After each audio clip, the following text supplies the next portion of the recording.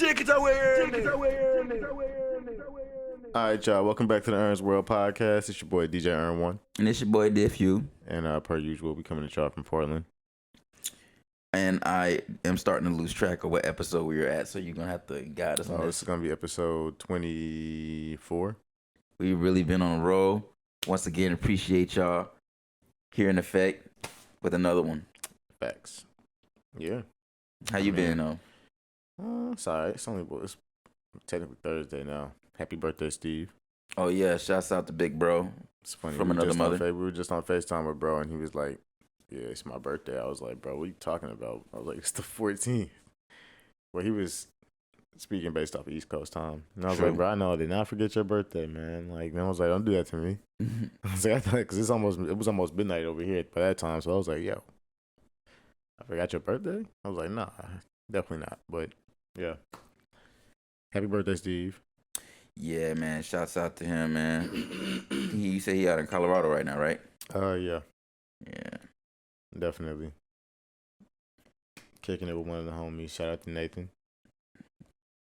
Shouts out to them people. I don't know who they are, but shouts out to him. You know Nathan. Nathan Nitris? Yeah, Hold on, he's with Nathan Nitris? Nathan lives in Colorado. Tell him the fuck out. Hold on. Y'all didn't say none of that. Because the whole time when he said Nathan, Who else would he be talking bro, about? I did not know. Why y'all we not? Where Nathan at? We get a what? Yo, like now I gotta hit. Yo, I did not know that. That Yeah. kind of just like fucked me up a little bit. And he just followed the AI fucking Your AI account? yeah, which is the perfect segue too, because that brings us to low key the fucking first topic, so Yeah. to speak. Which is kind of just like honestly. I don't know why you were entertaining them. I told you was gonna go down a rabbit hole. Jeffrey Z told me the same shit. Hey, you know because you know once you start. So listen, everybody knows when it comes to social media and the internet, man, you can't really fuck with these people that like to just talk shit and have something to say. You really supposed to ignore it. Now, me personally, You chose not to ignore it. well, it wasn't It's even cool. that. I You fell into the trap. I never jumped in to like honestly start anything. I really was trying to have a healthy discussion, and people just start talking reckless, start popping off at the mouth. But it just pissed me off because like the whole time I've been chill, and then I'm just like, yo, you know what though? All right, y'all want to play that game? Y'all want to play like that? Because it's like the people that always want to have something to say don't normally have anything to show for it. And then I know I'm a damn fool for even putting my energy into I this don't shit. know why you responded to him. I You know told what you I'm to saying? stop. But it's just funny, man, because like ever since I got on this AI shit, I really be seeing the difference between real artists and then people who just, like I said, they may have like a tool that they use every now and then creatively. But like for people who genuinely create every day, and whether they doing it to make money or they're not making no money, the art usually comes first, and they don't give a fuck about like whose art being stolen from AI or who's being lazy with using AI. Like none of that shit is relevant to someone who's creating constantly. Like I'm around people all the time that are creating, and no one is tripping about this shit. But the only reason why I even decided to even step in is because AI is becoming like the new thing of our times. Like it's whether you want to agree with it or not, it's happening right in front of us real time across the board, whether that's new technology, art, entertainment, just it's there. You know what I'm saying? And I feel like it does have a lot of cons. There are a lot of cons that outweigh the pros, but at the same time, there is good that's in it. And I was really just coming from a perspective of like, hey, y'all, there are a lot of great creative people who are actually authentically creative. They don't, they don't just they don't have any laziness in them. They're actual people who create, and there's actual people who embrace AI that create too. And that's basically where I was coming from, because like it'd be different if I was somebody who really doesn't do anything creative, and then AI was the first thing to make me feel like I'm actually an artist. That's a whole different conversation. But people can speak. Everybody around me knows who I am and what I'm capable of creatively. So that was the standpoint I was coming from, and it just seems that a lot of people react off emotion more than logic when it comes to that. And I've learned that firsthand when we had that discussion with Jeffrey Z on the episodes ago, and he's even came to realization and said that himself. He told me that. And for those people that don't know, my homie Jeffrey Z, he's a photographer, a street photographer, and we have been having a back and forth about AI art for a long time. A real street type. Because he felt a lot of things about it, which he has every right to because he's a photographer. But to make a long story short, over time he has learned to appreciate and like this shit, in many aspects, not just artistically, but on a technical level as far as using it as an actual tool to help you with business and other things. So with that being said, he actually was able to admit to me, like, yo, to be real with you, like, I was conflicted, but honestly, a lot of my reasons were more emotional than logical. And that's how a lot of people's shit is. So to bring us back to the whole thing, people was just out of pocket, man, saying crazy ass shit. And it's like, what they say? I wasn't taking it personal, but it was just more like, I got time. You know what I'm saying? Today I got time. So it's like, now I'm really going to share you how I feel. You know what I'm saying? But basically, people was calling me a clown, saying that, dropping the clown emoji and then saying that I'm jacking people's stuff. Just trying to belittle me and debunk my I guess you could say opinion. It is still an opinion, but they want to argue it with no real validity. Like, most of the shit they say is shit we already know, and even the shit that we already know, there's still some thin lines to it. Like, for example, we know that AI art consists of photos from all around the world. You know what I'm saying? And we know that technically, we don't really know what photo is being used. We know that, right? But what people fail to actually fucking realize is that still does not change the fact that when you make a piece of art on Midjourney with AI art, I gotta put the AI in front of it because people get so butthurt. When you generate AI art, it's still an original piece of art. It's making something completely new. And I brought this same example up with collage art. Since for all you people out there that want to always say shit, collage art is a form of art that's existed for over 20-something years. And you literally cut things out from shit that's already been created from someone else. And a lot of times it doesn't even get credited or sourced unless that person is using a reference that they're specifically applying to their story or their point to their piece. For example, someone may make a collage piece based off something related to war. They may use magazine clippings or something related to something in the war, and they may source that. That's a specific niche thing. But a lot of people just do collage art. They're just taking from all over the fucking place. No one's fucking saying shit. Why? Because it's been around for 20-something years and we've adapted it. So people just need to learn to fucking adapt with the times and stop complaining so much. Because a lot of people that's bitching, low-key ain't even doing nothing crazy and cool. Like, all you photographers that really be complaining about this shit too, I don't even see y'all making anything cool. Your photos look like it's some stock-ass bullshit that you can look up on Google. Anybody these days can pick up a camera. We already know for a fact that with these type of cameras, you could take a picture of your hand and that shit gonna look good. Am I right or am I right? You right. When we first got the camera, we was just taking picture of the ground damn near. We was excited. Yo, this shit, everything looks cinematic. We ain't even throw no effects on it yet. So you can go outside and take a picture of a tree and throw an effect on it, and that shit'll look fucking pretty and beautiful. That's not that hard to do. We seen it already. And a lot of y'all photographers is regular degler that be complaining about your work being compromised. You don't hear that from the motherfuckers that really be pushing boundaries and doing fire shit. They don't be thinking about that shit because they steady pushing boundaries. It's just y'all regular degler ass artists. So yeah, I had to get in my bag a little bit and talk my shit. Cause y'all want to call me a clown. Your account is on private. I can't even see your work. And then when I do see it, most of y'all just got generic ass photography. Ain't nobody really no artist. So before you come at me and call me a clown, and by the way, I try to be humble with this shit. I'm really a creative genius. and let Ern laughing, but he really knows the truth. You know what I'm saying? So it's like, don't let me start talking my shit on y'all, bro. And I ain't even known yet. I'm really more so laughing because you was going back and forth with people in the comments.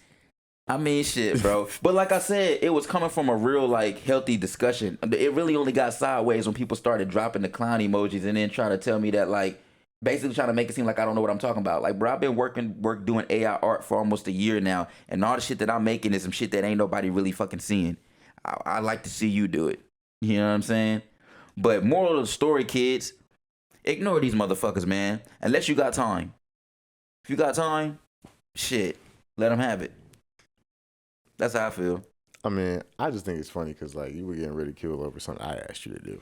That part too. Like, look, okay, so, and that's the thing. They go on my Instagram, did they little research right. I don't even know how, because that logo ain't even on my, like, that's not even on your Instagram. So I don't know how. The only reason it's on your Instagram really would be because of you just, I guess, trying to promote. But, like, I ain't posted that in a minute. This somebody podcast was really on some stalker shit.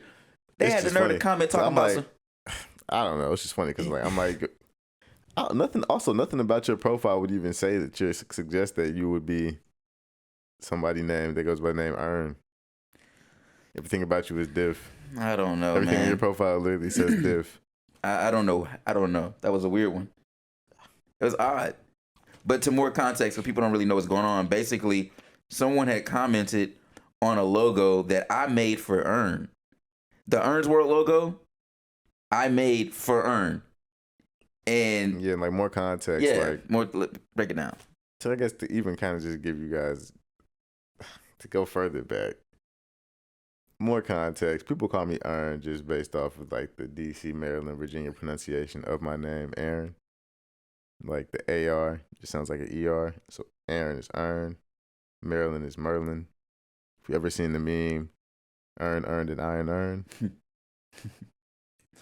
That's kind of the pronunciation and where that comes from. So more context. I went to North Carolina A&T. A bunch of people from my school are from the DC, Maryland, Virginia region of the country. So I also went to college with a bunch of people I knew from back home in Charlotte that had known me pretty much my whole life. So for them, hearing people with that accent say my name was just like the funniest thing ever. And I didn't think anything of it because like I got family from that region of the country. So I just always grew up hearing them say my name that way, and hearing them say my mom's name, which is Maryland, is Aunt Merlin. So everything just was normal to me around them. But to my friends, they thought it was the funniest thing ever. It became a joke. Then that joke became a nickname, and then it stuck. More context, even more context. Both me and him, 90s babies. I grew up going to like summer camps and stuff during the day. Like my parents would be at work. And as a part of that, a lot of your counselors and stuff make you watch movies sometimes when they want everybody to just chill and just have some downtime, right? So this is like around this time. It was like late 90s, early 2000s. So all of our counselors are at least 10 years older than us. So they're showing us movies that they grew up watching when they were kids. Wayne's World happened to be one of them. So us constantly watching Wayne's World throughout the summer is like one of our movies.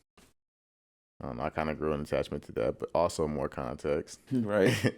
There was a theme park owned by Paramount in North Carolina. And we're actually from Charlotte. And that's the other thing that fucking pisses me off about people. This is why you be wanting to comment. And then not only do they own Carowinds, they also own King's Dominion in like the Virginia area. So like if you've been to King's Dominion right or Carowinds back in the day, I forgot all about this shit. There's a ride called the Hurler, which is based off of Wayne's World. Mm-hmm. If you think about what Wayne's World is, it's literally two people on a couch creating an underground internet, not really internet, but underground cable entertainment show. That is essentially what we're kind of doing here. We are the black version of Wayne and Garth, the black version of Beavis and Butthead. I'm glad you broke that down, and the reason why. So it all kind of makes sense. Like I've just been trying to create an entire VC around like the Wayne's World universe that I grew up engaging with as a young person. And I'm glad, like I said, I'm glad you expounded on that, because basically what we're saying to y'all is, if he didn't explain any of this, looking in from the outside, you're just gonna see bickering. and it's gonna look very childish. And so it's completely understandable as to why, as adults, we should never engage in these type of activities because it doesn't leads you to nowhere. But at the same time, again, it's like all that said, it's like these people are so fucking stupid that they'll say shit that just sometimes like it's like my whole argument to this whole thing was about being authentic but still using AI. And then they want to get on and try to bring up some shit that ain't even got nothing to do really with my actual work. You know what I'm saying? Well, it's my work, but it's not. It's like as if I did something for a client. You know what I'm saying? And it's like if a client comes to you and they're like, "Hey, I like what you do. I want you to do something for me. I'm inspired by this. Can you make something that's similar to this?" I don't know. The funny thing is like, so now I'm stealing. Now I'm stealing because the person who came to me for work is now asking for something that is similar to something that he likes based off the reference points that Ern just said. It makes total sense as to why he's using it. Ain't even got nothing to do with me anyway, though. Honestly, like even if it even I don't know. It's just also no funny sense to me because it's like we reworked and changed that graphic so many times. I mean, To the but point even where then, it's it's just like, now, oh, and it's now an original graphic. Like the globe in the graphic was hand drawn. Like yeah, man, y'all got me fucked up off that shit. I ain't gonna hold you. I hand drew the globe in the design that is at the bottom. Whatever, you know what I'm talking about, the bottom left corner, the bottom right corner of the screen. But yeah, like I redrew that, found the font. Go ahead. You know, added a little TV that was reminiscent of like the MTV logo from back in the day. Because I mean, even more context, we grew up watching MTV and a bunch of Viacom stuff. So, to sum it in a nutshell, though, for real, I think people got to really understand. This is all just inspired behind, and by stuff we grew up engaging with as kids. Exactly, and long story short, exactly. But I was really just gonna expound just a tad bit off what you saying. I think people really need to understand that like we genuinely are like people of the culture. Like we're products of the culture, but to not even on that level of just like being a product of the culture, but understanding it from a real lens. Like this guy sitting beside me, he knows marketing and he knows and understands why things are the way they are. We understand logos. We understand aesthetics. We appreciate iconic things. The Wayne's World logo is iconic, but you wouldn't really see that and really appreciate it unless you're a person who appreciates the culture. If you ain't seeing it from that lens, it's just a fucking logo. It's whatever to you. So again, we're people who appreciate and see things from an authentic lens, and we pay homage to it. And you will see that throughout everything we do. I don't know if that's got to be a disclaimer to y'all motherfuckers, but I just thought I'd let that's you know what it is. You know what I'm saying? And to also expound on that, since when was art not? Art has always consisted of being inspired and taking things from other things. That's literally part of the game. There is a thin line. Yes, people steal. But the majority of the things that's in front of us that's been created throughout the culture, yes, there has been things that's been created that's brand new. But for the most part, nothing is really brand new. It's still to an extent inspired by something from someone else. Correct me if I'm wrong. I would agree. So you gotta get inspiration to create. So again, to you people out there, whether it's from yourself or someone from an outside source, these people out there on the internet that claim to be real artists don't talk like real artists. They talk like people who, I guess, just chase the dollar. And because at the end of the day, I really don't even understand the argument at this point anymore. Because like I said, the people around me don't even be having these conversations. They don't talk about, man, I'm fed up with this because like my work could be compromised. Somebody could be stealing my shit. Like no one's talking like that. I don't even be thinking like that. Like I could give a fuck about, because I know it's irrelevant. No, I feel you on that. You have a camera too, dog. You have a camera too. You've taken pictures. I don't hear you be talking about I don't hear you saying nothing like that. I don't hear you too worried about, yo, somebody's gonna steal my DJ mix. Somebody's gonna steal my video content. Like, we're not worried about that. We're fucking creating, bro. Shut the fuck up. Basically. That's all I got. I love y'all.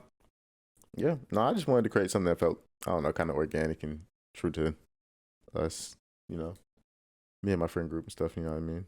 Don't engage with these shenanigans on the internet, man. But they had you like me rambling. In the comment section. For real. In the comment section. I still prove my point though. It's all Chatting good. it up.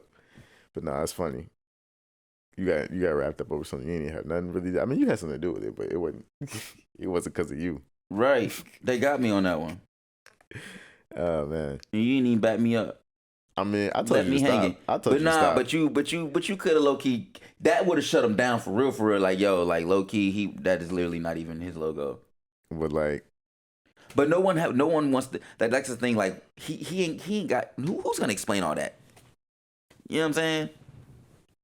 I mean, I just explained it, but in writing, No, I'm saying that's a lot. To the audience, y'all deserve it. Y'all deserve to know what happened.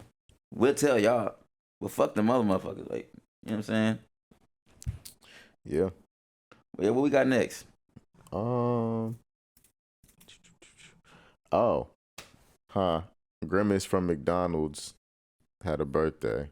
Oh yeah, just past the 12th. I would show y'all all the marketing and stuff, but I just realized, I don't know if y'all saw it earlier on the screen or not, but it was just a blank phone frame.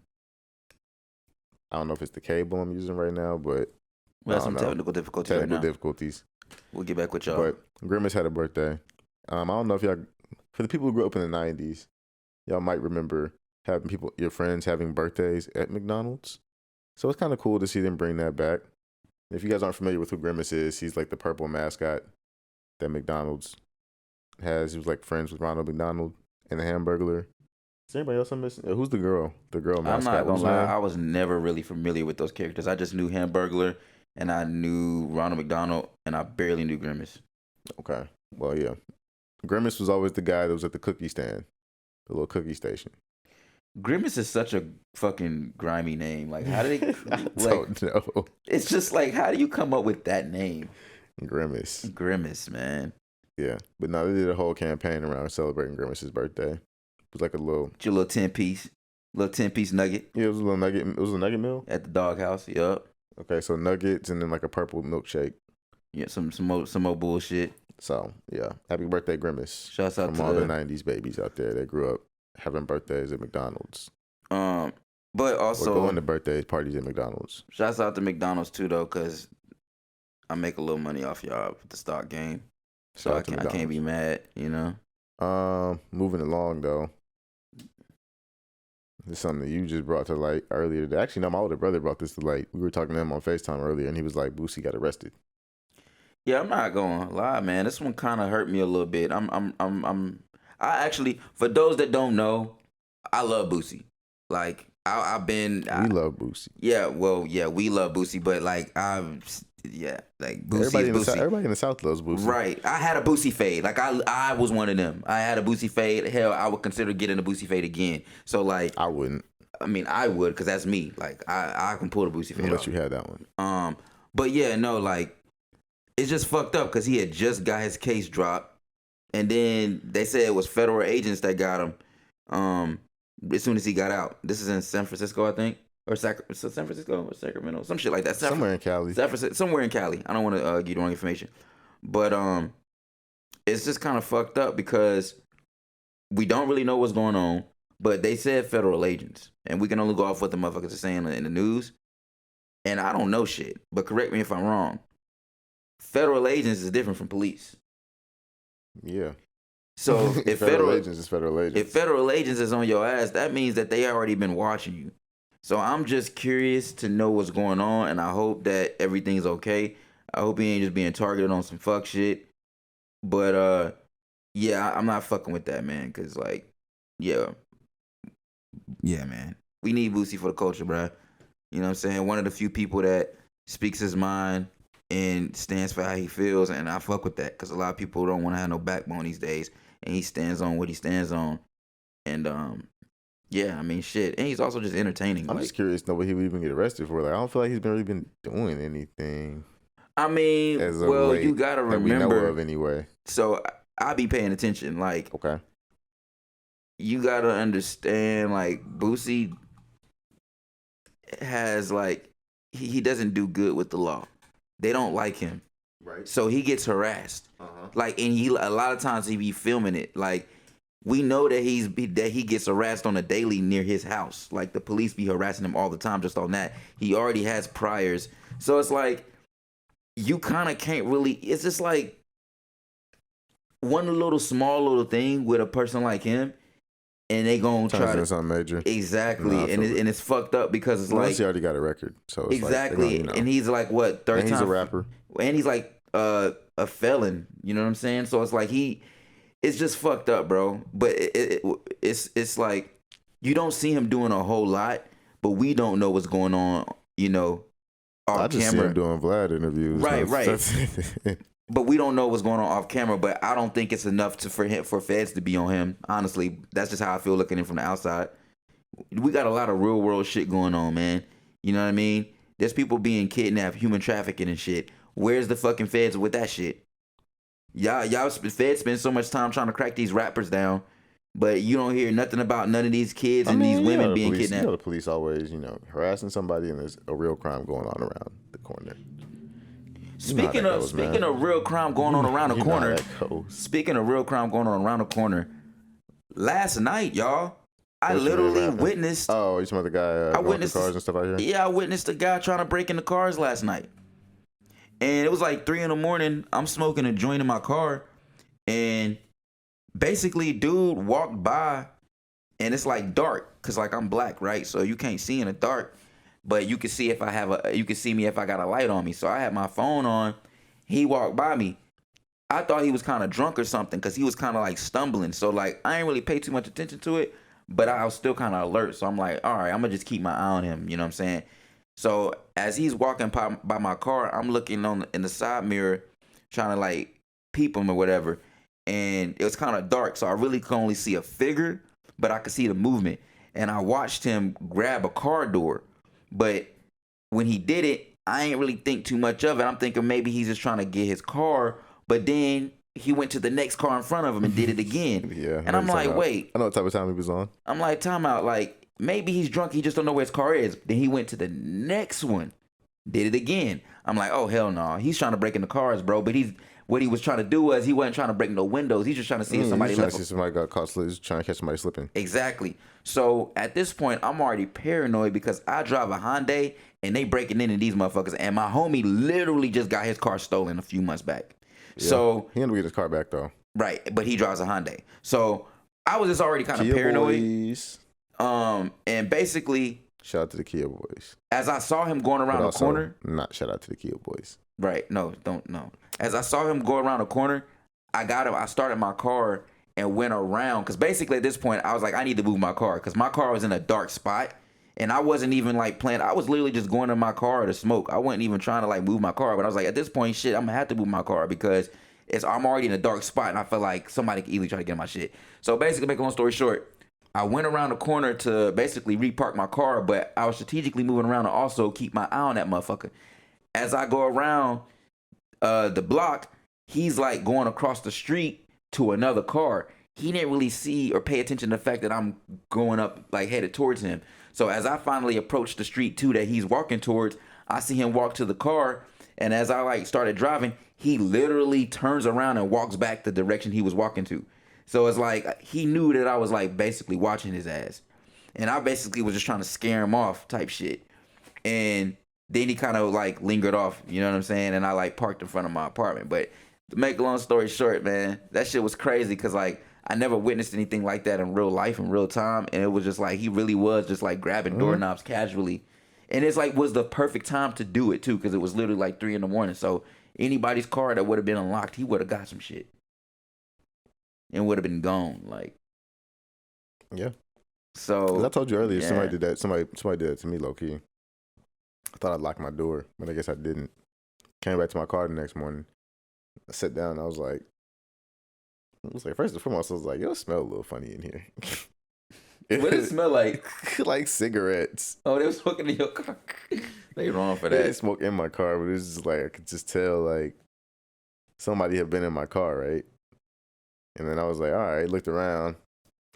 I'm like, why is this over here? Why is that over there? And I'm like, oh, somebody was in my car. Yeah. I got caught slipping once, but they didn't take anything. So I'm tripping that Ashton left some Prada shades in his car. That shit crazy, bro. Why would you leave? that whole story is wild, but I'm gonna let him tell you that because I ain't even about to. Now that's a story though. That is a story. But he would have to tell you about that. And he got lucky all because of AirPods. Right.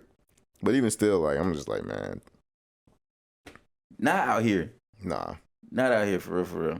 You really got to be on that type of time. And I don't even like leave my little, like, I don't like leaving nothing in my car. I don't leave anything in my car at all. I ain't gonna lie though, my car is kind of junky though. So it's like you gonna get trash if you go in my car. Like I got like literally just like fucking a trash bag with all my fucking just. Cause you know the homie I guess we're not gonna name, but you know how many times his car got broken into. And I was like, bro, don't leave nothing in your car.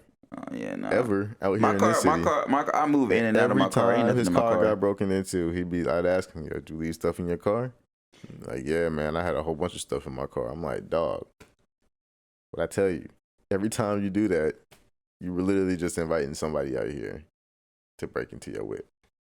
Yeah, like I be having like hoodies in the back seat and like I don't even leave clothes in the back. I like hoodies in the back seat. I got like a pair of shoes in the back seat. I got a pair of shoes in the front seat. It'd be like I got a trash bag that I keep up front because I don't like to because I'm not gonna hold you. I'd be sick if somebody broke into my car and stole one of my hoodies. I'd be like, dang. But see, I don't have nothing. But I'm not.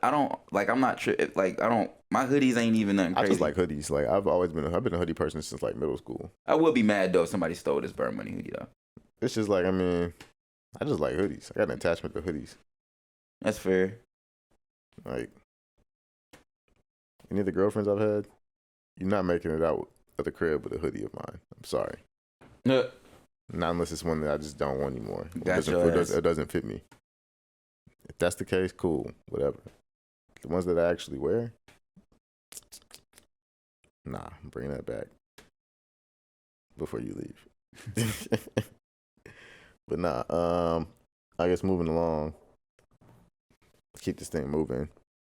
Dang, this is something I actually wanted to show y'all. Maybe we can find a video of it. Maybe we can't.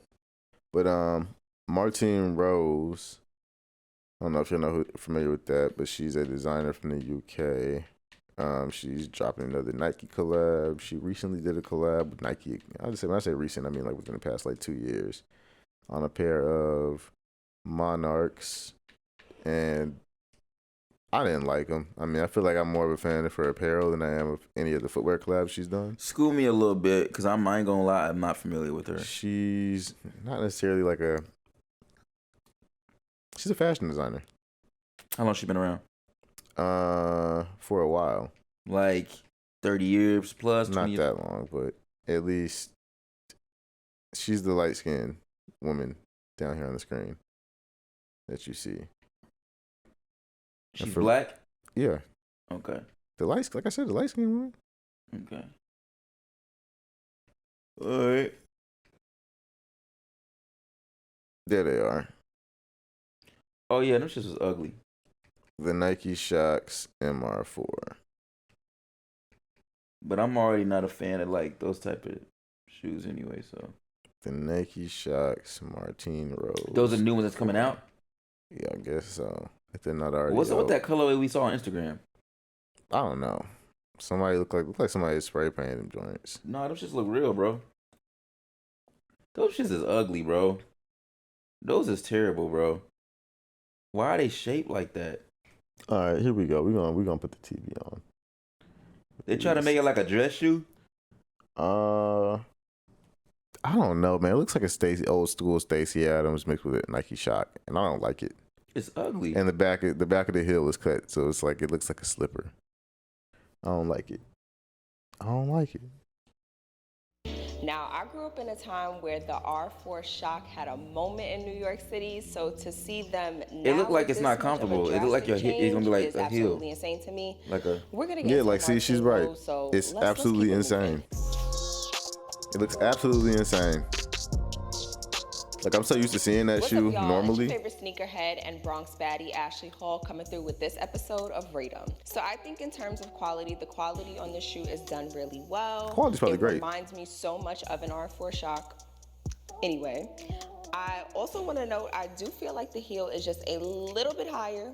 Just a little bit higher. Not much, but a little bit. Not much, But a lot overall, higher. for quality, I'm going to give this shoe a 5 out of 5.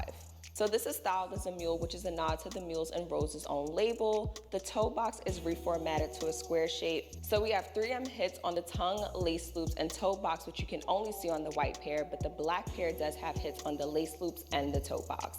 I also want to note that Martine Rose's branding can be seen on the tongue, badge, and lace loops as well. So in terms of details, I feel like it's pretty detailed. I'm going to give the details 5 out of 5.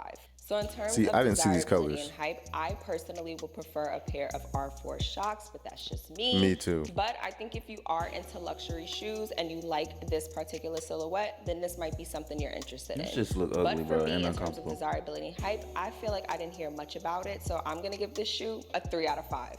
So in terms of originality, I'm gonna give this shoe 5 out of 5 right off bat. Yeah, it's and very that's original. because to It really is. see the R4 Shhnow done this way, but also to elongate the already longer toe, in my opinion, and square it off is really a nice touch. So like I said, originality, 5 out of 5.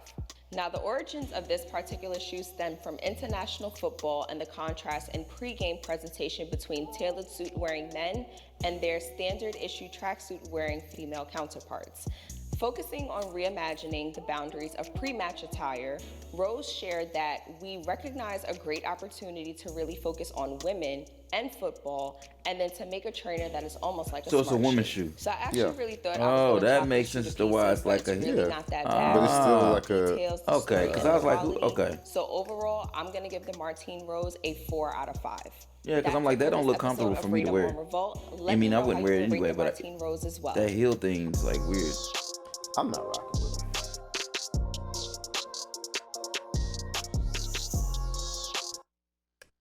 I'm not rocking with Yeah, them shits is ugly, bro. They not for me. Long story I don't know short, how many times if I'm I gonna say had that, but- 4 thumbs, I give them 4 thumbs down. True that. Word to Dave Chappelle. True that.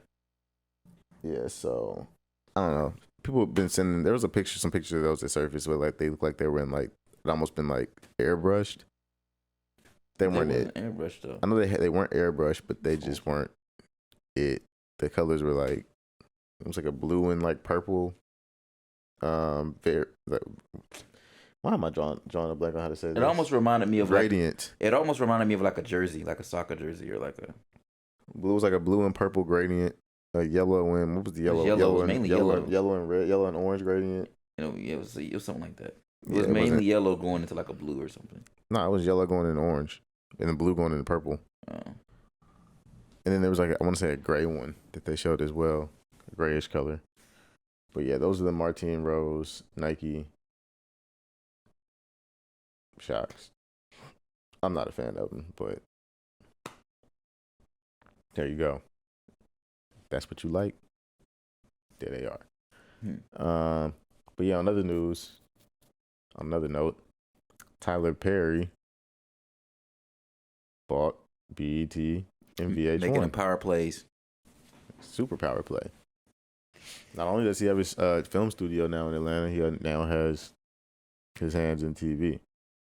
I was looking at his So it's also cool just to see BET be owned by a black person again. man. So it's like BET Amazing. and then some. I was looking at his estate.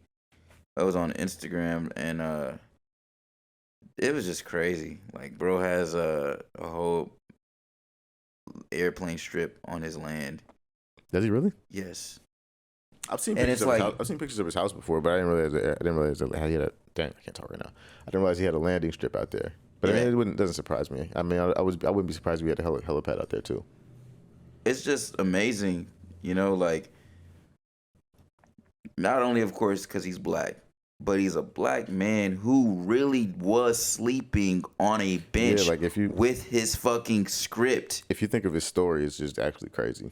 And not to mention, he didn't start off in the movie industry. Started He out in plays. Exactly. Registering plays. So it's like, and he literally had his shit. He had his work on him And on a it's crazy bench. because I think of how Medea even blew up for real, like blew up because like one, he was doing plays, but I just think of the black family dynamic. Right. We watch a lot of Well, not even weed, but I mean, you'll just be in the Bro, I household remember with some. being You'll in just be the in the cookout, house. No, seeing I'm all that saying that shit. you'll just be in the household with somebody, and they'll have the insane bootleg DVD collection. And in this DVD collection, they would have the Medea plays. Medea plays, bro. That's part of black like culture for real. And then because the Medea plays got so much traction in the black community, he started making movies. And then the rest is kind of history. I will say this: I've never been a fan of the Medea stuff too much. I can't. I could. The first Medea movie, of course, is a classic, and simply because if you grew up with the Medea series all the way up until his big break to the movie, then you would appreciate it. So by default, we are gonna love the Medea character. I'm just not honestly a fan because that's not my audience. But the impact that he has, and like I feel like he don't get the flowers for at least from our generation. I feel like the older people see it, but Actually, not to cut you off, he's been in TV for a minute now because he had to Meet the Browns. I mean, yeah, a lot of shit. Yeah, like he also has done other movies too outside. But like, I'm just thinking of the TV aspect. I was thinking this was like his first segue into TV. I'm like, nah, he's been producing stuff in TV for a minute. It's just like he now just has his own network. Right. But I think it's amazing that like you said, he started out with plays, and let's be real, man. Let's be real here. Yes, he had great work, but our black dollar, yo, like it showed in the power, you know what I'm saying, with that. And I feel like I wish we did that a lot more with a lot more people in our community that did creative shit, because honestly, he's one of the few that really like he made something that struck a chord with the black people, and we fucking went for it, bro. Yeah, I mean, it was hella relatable. Like, you know what I'm saying? Like we ate that shit up, and for him to go from the plays to the big screen, he literally did that off the strength of us black people. That was us that did that. We did that. You know what I'm saying? And that's an amazing feeling when you think about it and look back at it from that standpoint. I wish we would see that a lot more, and I wish we would I just wish we see that a lot more. You know what I'm saying? I don't feel like we praise him enough. I don't even feel like I praise him enough, but I be seeing it. And I'm like, yo, nah, Tyler Perry is doing big fucking things, man. Yeah, it's crazy to think about it. It's like almost watching him blow up off the bootleg DVD circuit. It's like, dang, like it was almost kind of like watching an Instagram influencer today blow up off of Instagram, but in a different way. I don't see it that way at all. You don't think so? No. Think about it, because before we had social media, we just had like the regular traditional forms of media. That's not the same shit. It's at almost all. like, but it's almost like I guess the better analogy would be like kind of like the underground mixtape circuit. Then, if I don't know these people struggle, then the story then it's irrelevant. No, but I'm saying though, it's like watching an artist blow up, like a rapper or something, blow up from just moving underground mixtapes. It don't hit the same. You're missing the point. I'm talking about the hustle side of the fence. Like, yeah, you started writing screenplays with, I mean, it still doesn't hit the same to me. And I'm gonna break it down why, because that's why I brought up the like, unless you. I'm not saying it's to that magnitude. I'm just saying though, it's like watching an artist that you knew was popping or bubbling in the underground scene, and because they had enough, and they were independent, and because they had enough, name in the underground scene, they became mainstream, and they continue to kill it in the mainstream space, and now they're like. But I'm telling you, that's not how. I don't feel that way. All right. Literally, like I literally see it from, like I said, I'm speaking more of the struggle. I want to know their struggle more, and that's why I'm saying like to me, what makes it special about him is that like he really comes from real trauma, which is something that a lot of people like. He's a victim of sexual abuse, so like a lot of people don't understand.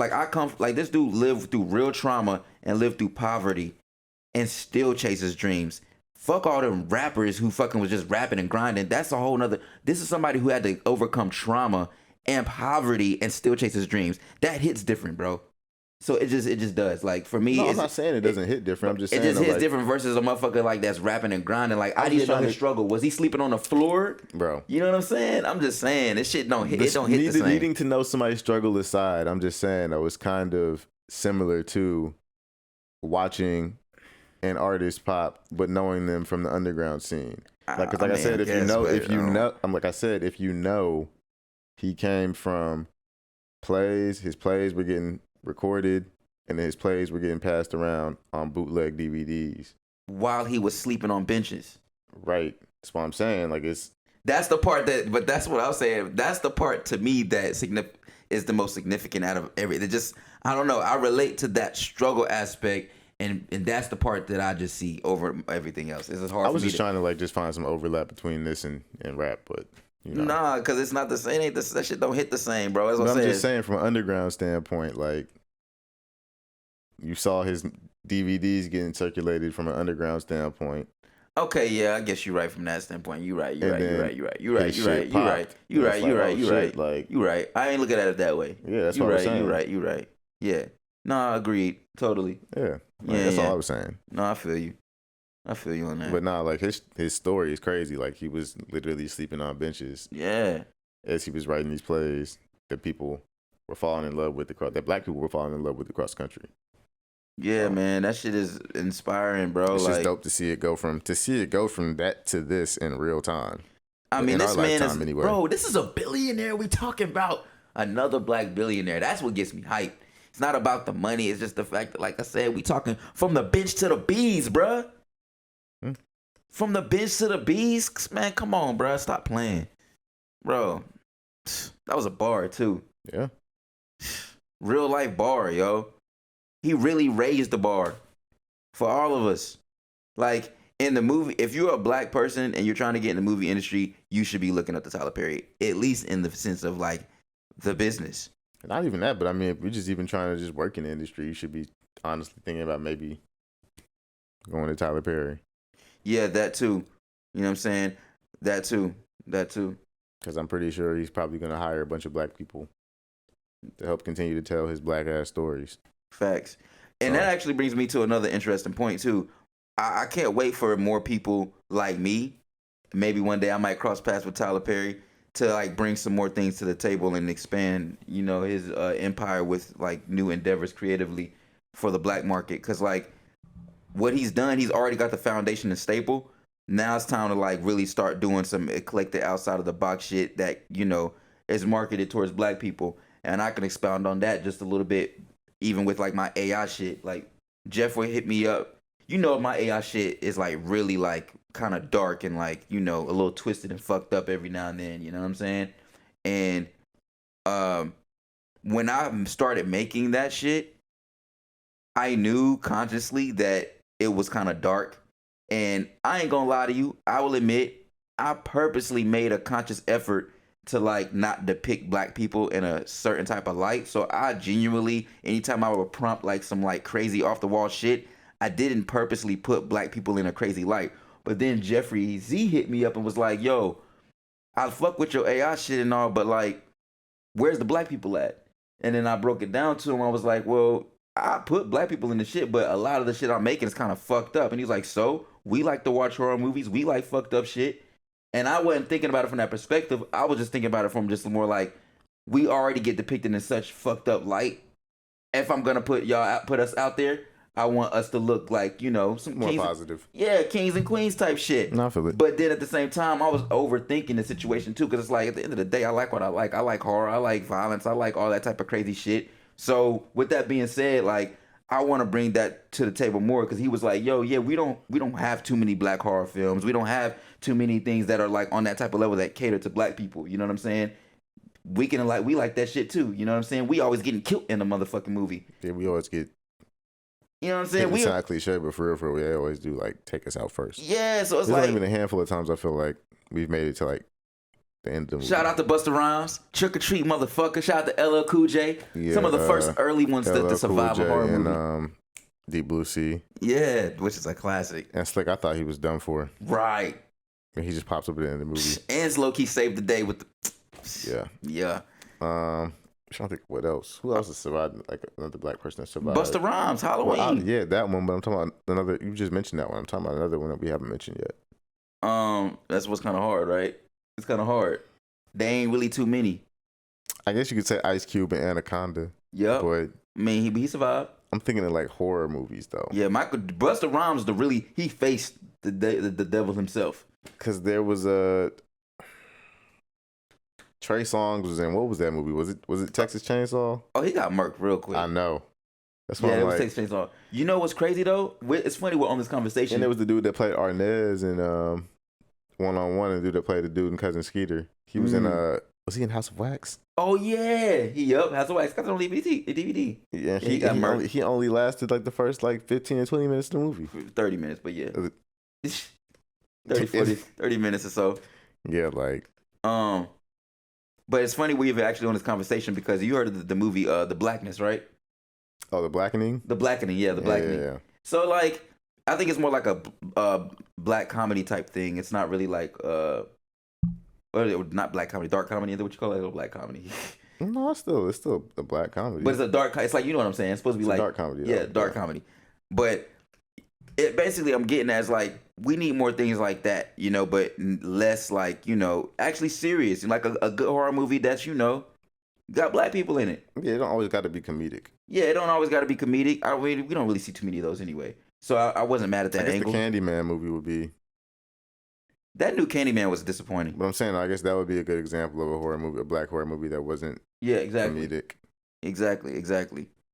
And even then, that wasn't. Who did I see? Did I see that with you? Huh? I saw that with you, right? Yeah. But yeah, I was saying all that just to say that like it would be cool to have more people on his team to start bringing some like innovative things to his direction. You know, some Key and Peele type shit. You know what I'm saying? We need. I think that like that should be his next level in my opinion. He's already, you know, built the foundation. I feel like it just needs that next motherfucker that's ready to come in and try something. You know? Yeah, I mean, I guess moving along on the list of topics, DJ Drama got into it in Canada. Allegedly with some people. Allegedly, it's supposed to be like Drake's people, but who knows for sure. Let me see if I can find the DJ Drama and the Drama. Here we go. Rumor has it. Call out a name, or you gossiping, or you. Let's see what they gotta say about DJ Drama. I think it's the first thing they talk about. I mean, I guess we on the Breakfast Club. This is where the tea spills, right? Right. On the Breakfast Club. Now, allegedly, DJ Drama was in Toronto, Canada, over the weekend. He was doing, I guess, some type of panel, and some Toronto dudes posted a video saying that they robbed DJ Drama. This what you get for not checking in. Shout out, boy, Drizzy, eh? Drizzy, you know how you rock, slap, brat, clap. Is this true, first of all? This just sounds stupid as fuck. Losing jewelry in hotels and things of that nature, and people be finding it and then getting online, you know, acting like that. Is this true? We don't know if it's true. DJ Drama hasn't said anything as yet. The young man said, I don't know. I don't think it's he true. didn't check in, and they started saying Drake's name. But you're absolutely right. Check in where? Toronto? Yeah, I guess so. Jesus, checking in Canada sounds crazy. Yeah, so checking with immigration. That's about it. Who do we check in with when we go there across the border? I can't remember what it's called now. What? When you go into Canada. Immigration? Not immigration. Yeah, immigration. Yeah, it is immigration. Is it immigration? Yeah, immigration. It is, right? Yeah. Yep. That's the only people I'm checking in with. In Canada? Yeah. So like you said, we don't know if it was actually, if it was taken from Drama, or if it was one of those things we left it at his hotel or whatever it may be. But the young men weren't fully masked, so I'm sure it'd be pretty much easy to see who they were. They weren't fully masked. Drake ain't had nothing to do with that. Why y'all putting Drake name on that? Drake got a because he's the only person people talk about. You know they gonna do that. You know that was gonna happen. Map for a lot of positive things. I guess Drake's not the only person they talk about from Canada. There's also Tory Lanez, and then The Weeknd, and then Party Next Door, Justin Bieber. I'm like, all right, no, but I capped. My view. I was like, is he the only one they talk about from Canada? But I'm like, nah, but they do be. But you know they's gonna do that though. Yeah, I'm hip, but I'm just like, yeah, he's not the only person from Canada that's popping. There's actually a lot of people from Canada. There's Pamela Anderson. She's Canadian? Yeah. I did not know that. Yeah. Wow. You learn something every day. Yep. I'm trying to think of somebody else. I mean, hell, fucking Melissa Ford. Who else? Oh, shit. Fucking Nardwar. Oh, yeah, Nardwar. Can't forget Nardwar, man. That's my guy. I feel like Carmen Electra might also be from Canada. Well, don't just be throwing motherfuckers out there I think making she them might Canadian be. if No, you I don't think know. she might be. I'm not for sure on her, but everybody else I named 100%. She might be. Tristan Thompson. He's from Toronto. And y'all just out here acting like this man ordered a hit or something? Absolutely. Come on, man. And DJ Drama's not one of those individuals. He's not, we pretty much move I like that the lock same. set. When we come in the city, we go in the city, we get in and get out. So he's not out and about. So, I doubt that situation happened. But regardless, I hope that Drama is okay and everybody's okay in that situation. Salute to Drum, and I highly doubt Drake had anything to do with that. Them dudes just want to be down. They want. Yeah, that shit sounded stupid. But they made up though. Drama and Drake made up. But that's what I'm saying. But the guy shouted out Drake in that video, and if you don't have common sense, you might watch that and think, oh, Drake told those guys to go do that, if that indeed happened. And I hope Drake will reach out and get, I thought, if that chain is stolen or a chain was taken. I feel like Drake and DJ Drama are cool, though. I think that's so whack. I just think it's whack when people rob people. You know what I mean? Did they just say that, though? Absolutely, Drake got it like that. Drake definitely got pulled to get a chain back. Yeah, absolutely. Right. Hands down. Okay. If anybody could get it down, it's Drake. Facts. Bro, he literally got motherfuckers in Canada. He can do that. Canada sound crazy. He got people in Canada, felons. Left the post and was like, it's crazy. The one's supposed to be there. These white celebrities. The baby said he got him in there. You ever hear Ben Affleck saying he has to check in? Yeah. Or Tom Brady saying they got to check in? No. Yeah, Ben Affleck be having to check in the Bronx all the time. He can't just go to the Bronx without shut up. No, for real. He can't go in the Bronx without calling J-Lo. Yo, shut up, man. He's stupid as hell. Dumb. Right. Now, 2 Chainz talks about the one time his housekeeper was in his house. Well, that's the DJ Drama news. Well, shit, more drama though. Actually, and this actually fucking DJ Drama's artist. Yeah. But I mean, it's my man's too. Not even move along so fast though. But it's just like, why are you beating up on DJ Drama? I don't think this shit is real. People on some fuck shit, bro. If it is though, man. I hope he alright. That's some fuck shit. DJ Drama. Why you beating up on DJ? Yeah, nah, really though. That's DJ Khaled, my B. Gangsta Grills, you bastards. Yeah, like why you? Come on, man. Like, come on. He gave us so many fire mixtapes. Right. And you gonna beat him up? You're supposed to dap him up. It's crazy. Gangsta Grills, you it's bastards. Crazy. But anyway, yeah, like I'm moving along. His artist, Young Harlow. Jack getting fried on the internet for wearing a bonnet. That's my guy. He done players fuck up too, bruh. Yeah, but at the same time, it's just like nobody in his camp. That's what I was saying. Told him it might not be a good idea for you as a white male and a white rapper. I don't know why. That's what I'm saying. To step outside in public at an event. Because I know he got a black for somebody in his camp. Where there are a bunch of cameras. With the bonnet. I wonder what DJ Drum was probably laughing when he said probably.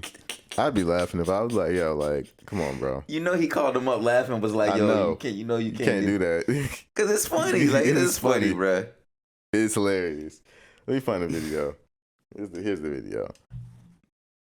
So Jack Harlow is facing cultural appropriation claims following headwear backlash. Hey, what's up? I'm A-Dub, and check this out. So Jack Harlow paid a visit to the Louisville City Football Club on Sunday, June 11th, where he snapped some photos with some young fans. Thanks for the support at Jack Harlow, wrote the football club on Twitter, where it was revealed that Harlow was wearing a black silk bonnet. There were some fans who were very supportive of Jack Harlow's choice of wardrobe.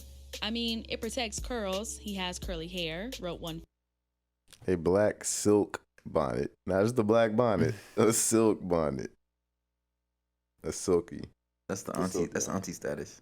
Fan, while another added, "We will ignore it. We love a man that can take care of himself." A third person couldn't understand all the resultant hoopla around his choice of headgear. "What's so bad about wearing a bonnet?" wrote the fan. However, the majority was that a of white fans person that were said quick that? to call out Jack Harlow's choice I of don't wearing know, a bonnet, probably. which is popular protective headgear for black women and has recently been the subject of much online discourse about the propriety of wearing it in public. "You know, I thought she was cool," at Jack Harlow, "but this? Oh, I'm taking this as disrespect. I need you to take it off." Interestingly enough, no one is saying he's ghetto or looks a mess, but let it be a black woman. The jokes write themselves. But here are some more responses to Jack Harlow's latest fashion choice. Monique, get him. What is he protecting? He saw the bonnets in public discourse and picked a side. Jack at the beauty supply store when he was looking for bonnets. Where's the news and the media? Now, why would he be wearing, you know what? Never mind. But what do you really think about Jack Harlow choosing to wear a bonnet at this Yeah, the person in the red got the same Let us know hair. your thoughts in the comment they section related? below. Make sure to hit that subscribe button and notification bell to stay up to date on all of our new videos. And it's Yeah, as far as the cultural appropriation, that's where you drop the ball at. It's like one of those things that you got to really be careful about.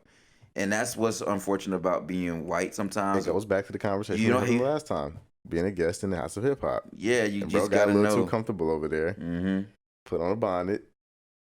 I ain't gonna lie to you. I'm kind of glad that was it, and hopefully just that's enough for him to know. Like, all right, I gotta like, cause he ain't really fucked up too much. He ain't really fucked up at all. But it's just like you can't do that. You can't do that, bro. It's funny though. It is funny. I ain't gonna lie, it's funny. He just look goofy with it on. Right. Like, more so than anything, it's like, bro, come on now. And it's like we know that he doesn't never come off like he's trying to be anything. So it's like when he does it, it's more like you funny, but you can't do that. Like we not doing that. You know what I'm saying? No, it's funny. Respectfully though, like yeah, the bonnet's a no go. It's a no go, bro. Moving along.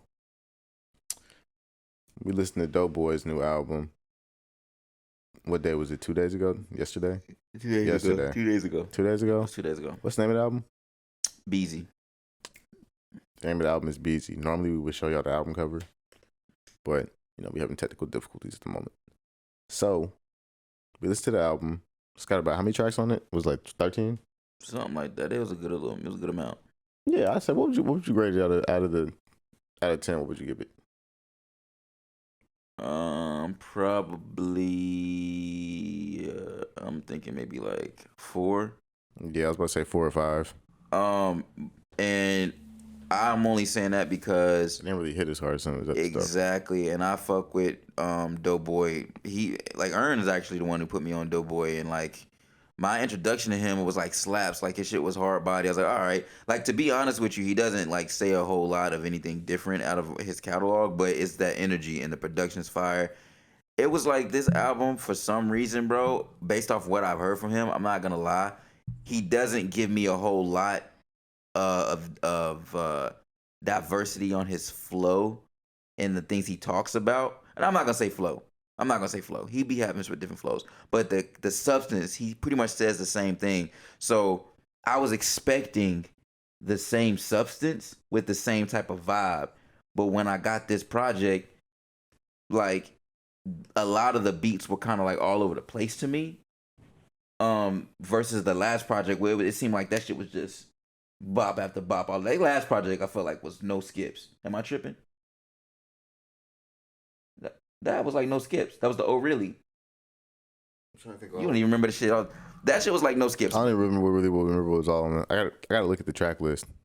But the point to all that is like and hear it. Some of them tracks was kind of like cringy to me, and I don't want to say because like you can't have an opinion these days without people thinking that you talking shit. But yo, like that J-Lo rendition. That was the one. I was like that was weird, man. He sampled one song that was just like it just sounded really, really poppy, and he was talking about like running down on people, and it just didn't sound right. Yeah, it was weird. It was kind of like it kind of reminded me of the who else? Florida rapper, Young and Ace, and the Who I Smoke. That shit was fire. But I'm saying though, it kind of reminded me of that, but not executed. Yeah, it didn't. No, yeah, exactly. Same. Because that was not. Because that shit was entertaining. No, and it was kind of like whoa, like I don't know. I hate even giving him such a bad rating on this album because I actually like Doe Boy, but it's like it is what it is. Like I was disappointed in the album. He got me on the first track where they sampled the Bad Boy with Sean. Yeah, that was tough. But even that beat was a little weird to me. Like I liked it, but it didn't hit hard enough. Yeah, it didn't hit hard enough. It was something off about the beat, but I fucked with it because it had the sample in it. I think there was like one track we fucked with the Bone Thugs and shit. The Bone Thugs track. That was the one. Yes. That was the hardest one of the project. That was off from Ohio, so. Right. That was the hardest track in my opinion off the whole project. And I thought Doe Boy was from Atlanta at first, but. And that's the last song of the album. Yep. He also threw a little love song in there too, which is your typical industry label situation. You know how they do. They always make you throw a little love song. That's very standard. Yeah, so overall, I'll give it like a 5 out of 10. Yeah, I'm going to give it a 4. If you want to be technical, that's an F. It is. Like a 5 is normally like you just trying to like be nice, I guess.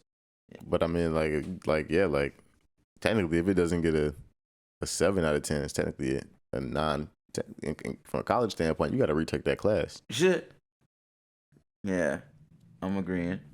Yeah, I'm pretty fine with my 5 out of 10. That's me being nice. Yeah, I feel that. Shouts out to Doe Boy though. Yeah. It was executive produced by Future, and that's the thing too. Wait, Like Future executive produced it. Yeah, which was weird, cause like you would think that it would hit so much harder, right? And it was crazy is on the Joe Budden podcast, Ice was like, praising it like it was good. Of course, like they're friends and shit. I'm not saying that they're biased, but he's friends with Doe Boy. They, they're friends of they're like guests of the pod and shit. Oh, Doe Boy came on the podcast. Yeah, where you been? I missed that one. Yeah, but anyway, yeah. So like they're cool and shit. So it's like, but I was thinking, well, damn, it's probably gonna go hard because Ice, he like that type of shit he likes. But like, yeah, nah, I was going off his opinion, thinking that I was gonna enjoy it too. I wasn't. Really, I wasn't really feeling it. Yeah. So. Yeah, that's the only music review I got. We supposed to show that Key and Tony Shhnow for y'all, but I don't think the video's out yet. No, the video's not out, but they dropped a new song. I was literally just looking at the name of the song. It's called. Is that the first track you playing? Nah, but it's called "You Need God." They were teasing it on Instagram. I would show you the video on Instagram, but technical difficulties. Yep. Yeah. So it's in the Jam Sesh though, so y'all will hear it eventually. But yeah, they dropped a new track. The video's pretty dope. They're like in a church, having like a little church service kind of makes sense though, because like Key, one of his little aliases is Martin Luther Key, and Martin Luther King was a pastor, so guess it kind of makes sense. But yeah, that's pretty much it on the list of topics. Yes, indeed. Smoke weed. But one last reminder for y'all: if you have a dad out there, which you or somebody definitely do, even if they're not around, somebody is like a father figure to you, even if your dad actually wasn't there.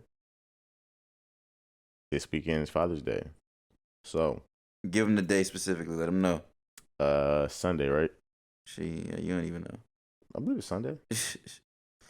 Yes, indeed, Sunday. My peoples. Yeah. Father's Day is this Sunday, so I know it's not on a Saturday.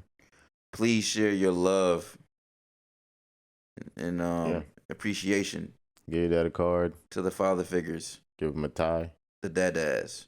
Cook for him. The papas. Do something nice for your dad. The poppies. You don't got to give him a tie. That's cliche, but They don't want no bitch ass tie. They don't.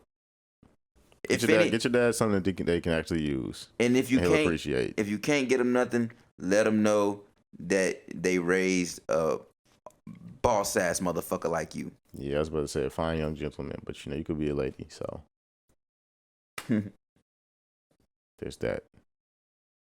But yeah, happy Father's Day to all the fathers out there, depending on when this episode drops. But yeah, let's hop into the Jam Sesh. All right, the first song on the Jam Sesh. Damn, I'm going to the wrong app. I just by default went to Apple Music, but the Jam Sesh is actually now on Spotify, so we can show you the artwork and listen to the music at the same time. The first song is "Love Lost," and it's by Reese LAFLARE and Key. And Slick, before I play this track, whoever's running your clothing brand, Diva, Reese, I still ain't got my merch yet. Whoa. And I want it. Time out. You ain't got no merch? No, I've ordered some stuff and never gotten it. But there was this one order.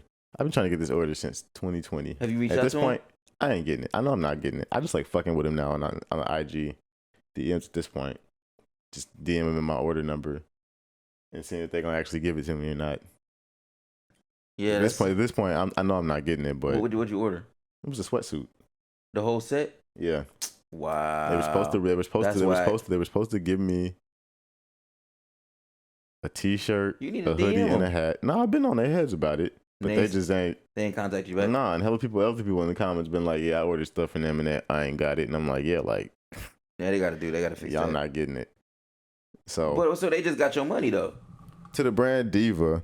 That ain't cool. Nah, man, it was some years ago at this point, so I've already eaten it. But it's just like, yo, like at this point, every time I see people in the comments talking about they ordered something from them and they didn't get it, I'm just like, yo, don't surprise me. Does not surprise me. That's kind of disappointing, Reese. It is very disappointing. You got to get that together. That's not cool. Like you could be busy, but you taking our money though. That like, part. I bought a whole sweatsuit, my G. And it's like, why are you not? So somebody dropped the ball in inventory. Yeah, they were like, "Oh, we had inventory issues with the sweat." So I'm like, "All right, so then refund my money or give me the product and give me some product and replacement for what I ordered." Yeah, that's some fuck shit. Which is what y'all were supposed to do. I was supposed to get a hat, a hoodie, and a T-shirt. Yeah, that's some fuck shit. I got none of that. I got Nathan. I got Nathaniel. And you spent a little over $1, huh? Spent definitely more than over $1. Right. And it was during the pandemic too, which is even worse. So, yeah. Anyway. But that's probably why the shit got mixed up. Even more of a reason for them to rectify the situation. Facts. Totally. So, yeah. There's that. True. But yeah. First track. Even though you did me dirty, we still love you, bro. Reese LAFLARE and Key, Love Lost. Ain't no love lost. That's funny. Crazy. Tried to love and I lost. Tried to love and I lost. Tried to love and I lost. Tried to love and I lost. What was I thinking? What was I drinking? What was I thinking? What was I drinking? Tried to love and I lost. I want my merch. And it's crazy. Because when I was rocking the Andrew Diva collab hoodie, they reposted me on their IG story. I'm like, that's wild. Repost me wearing your merch, but I ain't got my merch. And the only reason I got that merch is because I ordered it through Andrew downtown. Right. I ain't ordered it through the Diva website. Probably wouldn't have got it. I know I wouldn't have got it. I just want to support an artist I've been rocking with since like 2012. Right. Yeah, I don't like that. That's not So cool. if you're out there and you're watching this and you know Reese, tell him DJ Ern1 from the Ern's World podcast wants his Dylon sweatsuit. He gonna know exactly what sweatsuit I'm talking about. Because Anwar Carrots was the model for the campaign. 2020. Yeah.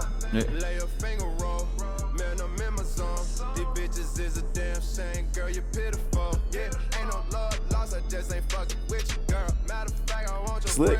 Next episode, I'm gonna put the DM up of them telling me they're gonna run me my merch that they never ran me. Oh, they said they was gonna get it to you? Yes. Oh, that's grimy, bro. I got email confirmation and DM confirmation. I think I got email confirmation, but I for sure got DM confirmation. That mean you capping, bro. I hate to say it. I don't think he actually runs his brand. But that's even worse though. It's like I'm like, yo, like, bro. Because that means you're not paying attention to your fucking brand and customers. Like, so you need to be firing the motherfuckers then. That's crazy because every time I hit them up, they're like, oh yeah, we see your order in the system. Give me my merch. Right. Okay.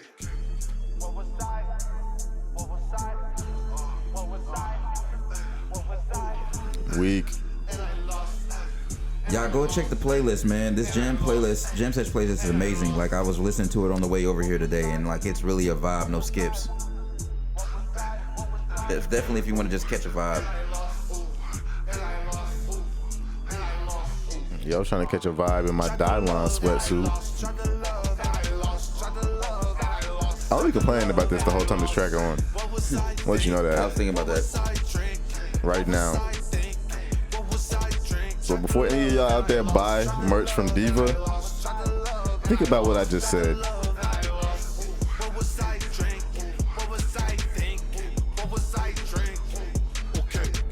Think about what I just said. All right. Woosah. Coming back to it.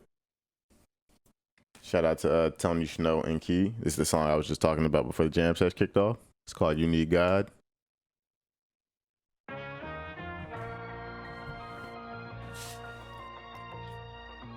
Give Key a little bit of redemption because, you know, I was going in on the last track, so we still love you, Key.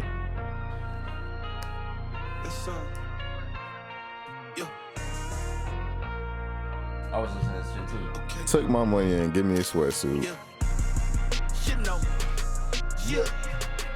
You know.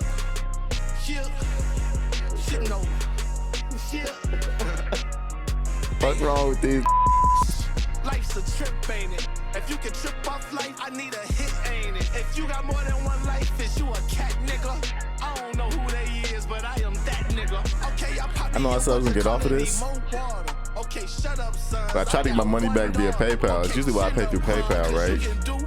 Because I know if the person I buy some shit through from a small brand standpoint on some fuck shit, I'm gonna at least get my money back. This man, ever since I done added this to the Jam Sesh, he ain't let go. Ooh, you got me started, boy. Yeah, we fucking with Key right now. I'm from the A where all my bitches thick. We all players, baby, take your fucking pick. Damn, I want everything like the one slug. I got young niggas smacking shit like the cucumbers. I just went to church and they was harmonizing. Plus I got I'm off the Reese topic now. You know. Yeah. Shit still got me hot though. Damn, I need a billion, I'm a big dog. Damn, roll a weed dog. I think you're going through hell right now. And you need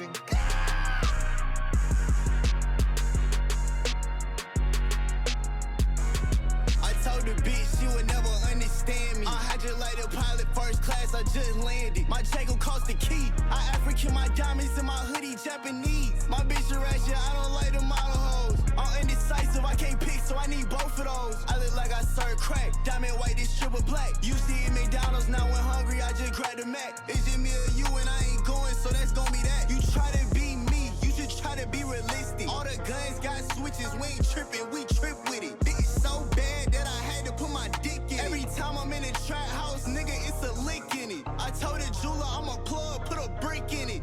Car automatic, but I got a stick in it. This bitch so bad, I had to let my bitch hit it. Caught a coupe royal flush, cause I got that shit in it.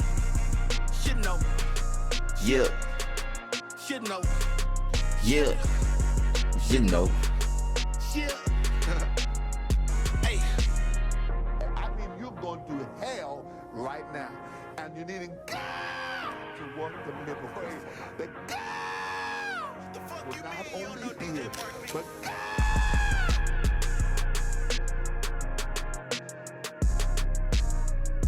Key always dropping a random single every now and then. It always is. All right. Next song in the playlist. Shout out to Premo Rice. It's called Bishop Rice. Shout out to Maryland. I think he's from PG County. Yeah. Y'all got an artist we rock with. Here we go.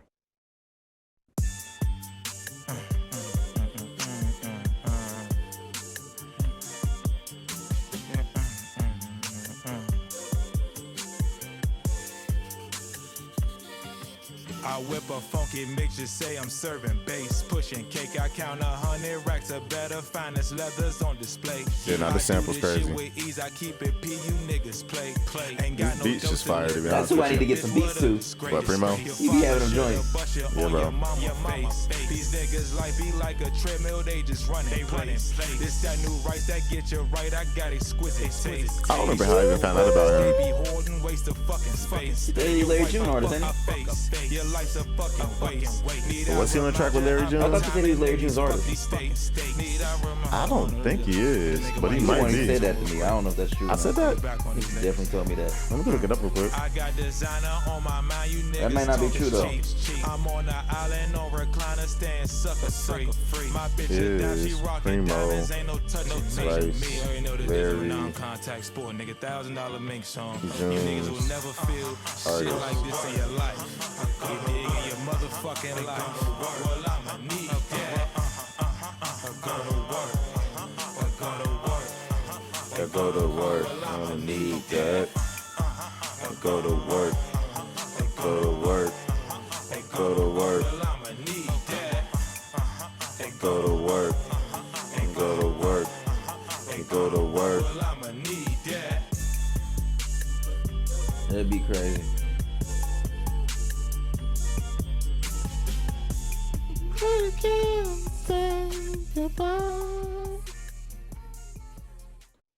All right, this next track is an artist that you guys may know from G's to Gents.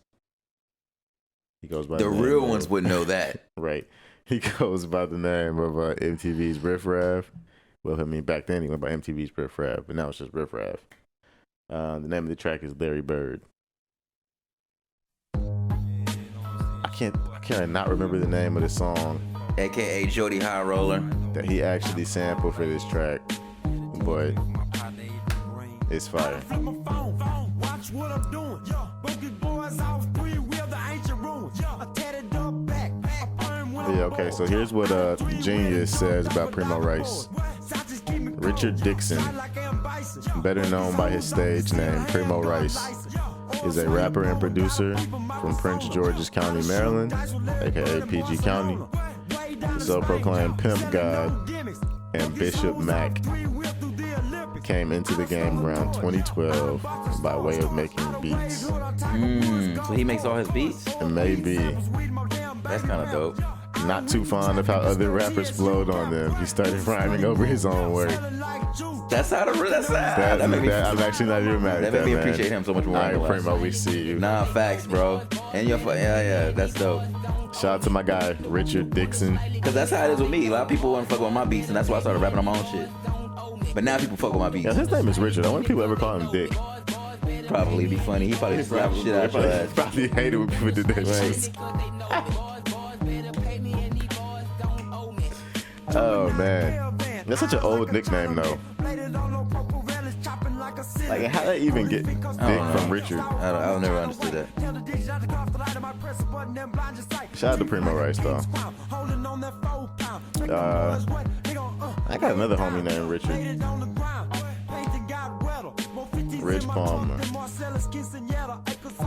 People probably used to hit him with the same thing, too, growing up. Just trying to be funny. But anyway, he had a following on Vine in the early 2010s, but stopped making content to increase his marketability as an artist. So since 2015, his debut album, Mac Sagas, he's released multiple credible projects and the greatest hits compilation, Infamous Pimps, as well as the prostitutes he met while in Hawaii as an audio engineering student. Are the main sources of influence for his material. Interesting. He said some prostitutes in Hawaii. Yeah, that he met while he was an audio engineering student out there. His sound is inspired by the legends of the likings of Curtis Mayfield, Isaac Hayes, 70s, 80s, G-Funk, and Go-Go. Definitely that makes hear sense. that, yeah. He's from Maryland, so I can see the Go-Go. He aspires to be a full-time producer in the near future and is also co-owner of Live Forever Record Recordings with his friends and fellow rappers AJ, King Joe, and Chino Grigio. So no, I don't think he is signed to Larry June. I just think they both be on the same similar wavelength. So it makes sense. But the next artist is a girl named Alexandria, woman named Alexandria. Where's she from, Atlanta? Well, we just gonna say, well, we don't know, but it's Awful Records. She's from Awful Records. Awful Records alumni. Yes. But the name of the song is You Ain't Gotta Lie. OG Awful Records artist. Ern put me on this. Yeah, this is back from my college days. I forgot about this song and this artist until he sent it my way for this jam sesh.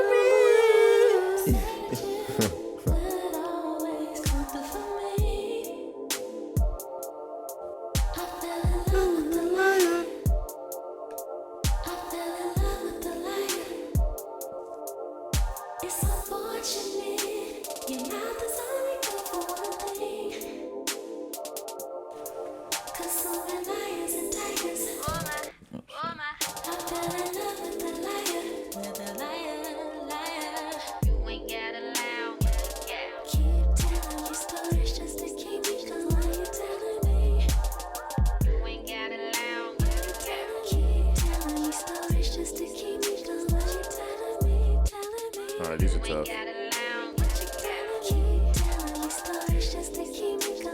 Anybody knows me knows I love Air Jordan 5s. Women's alma near Air Jordan 5s coming out kind of tough. I'll be lying to you if I said otherwise. It's supposed to drop in the holiday season. It's like a purplish blue. They're calling it diffused blue. Let's say diffused purple.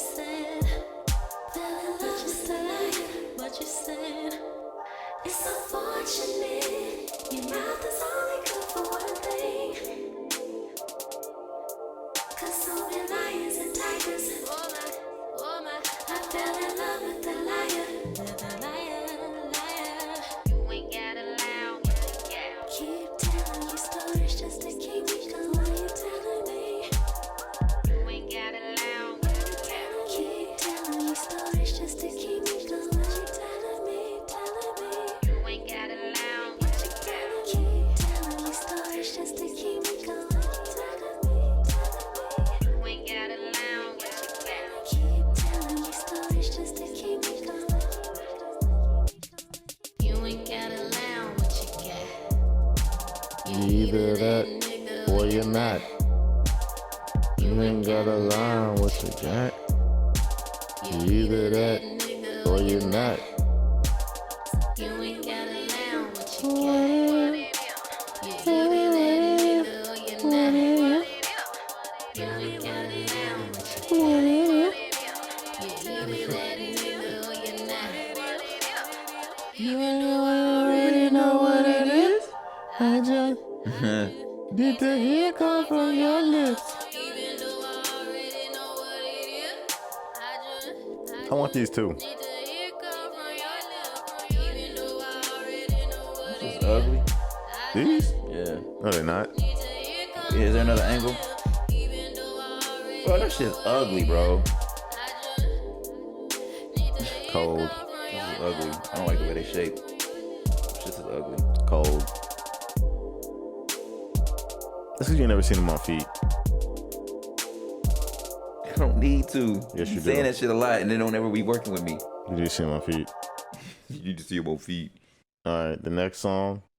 Hold on. I'm gonna let you introduce it. Yeah. Let me introduce this shit. Cause this is my shit. Is one of my favorite artists that I've discovered from some fuck that I don't even be cool with no, but I'm not cool with no more.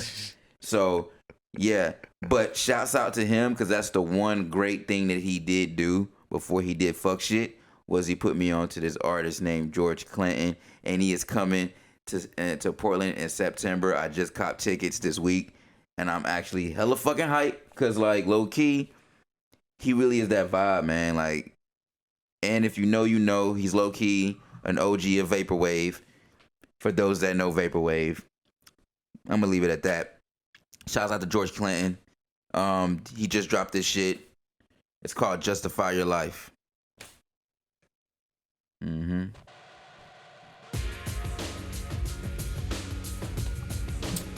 Back to the topic at hand, though. This man's over here slandering the Nike Mac attack. It's crazy because Nike just released this shoe for the first time ever since like I'm trying to think of what year this shoe originally came out. 86. So the shoe's never released. No, 84. Shoe's never released before. I think it's 84 anyway. I don't know. It's 84, 86, one of the two. I can't remember. But anyway, first time the shoe's ever been retro. And it's crazy because like this dude John McEnroe has his own building on campus, so you think his shoe would have retro by now. But this is the first time it's ever retro on him, and they're trying to like drive hype around the model by like tying the Travis Scott. But if you're a real one out there and you rock with like any of the, I guess, non-traditional like Nike signature models or just shoes from like the non-traditional sports that had signature silhouettes come out, tennis specifically, I'm speaking of like the Agassiz and stuff like that, you would probably rock with these. I've worn them since I was in high school, since I saw pictures of them. But now that they're being tied to Travis, I feel like they're gonna be pretty difficult to get. I mean, they could potentially be difficult to get, but a lot of people are saying they don't like them, so. I'm hoping a lot of people stay on that side of the fence once they actually come out.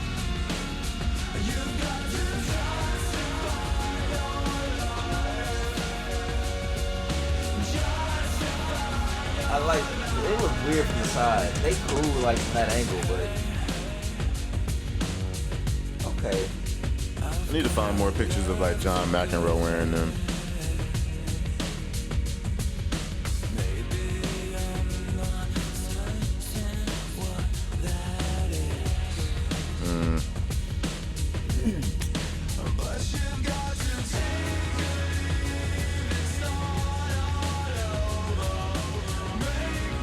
They're cool because it's like they're like a mid cut.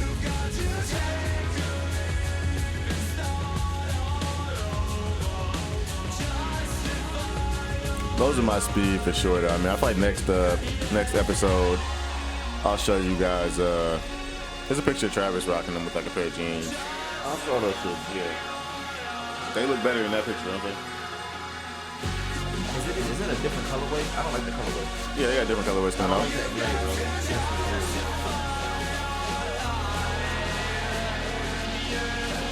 But yeah, I want them joints. I'm pretty sure the shoe came out in 84 originally. It's like 84, 85 that year.